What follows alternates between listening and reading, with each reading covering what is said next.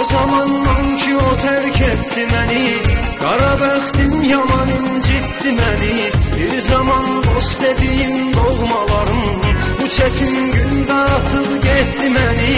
Bu ədalətsiz həyat dərd verərək dərd saldım.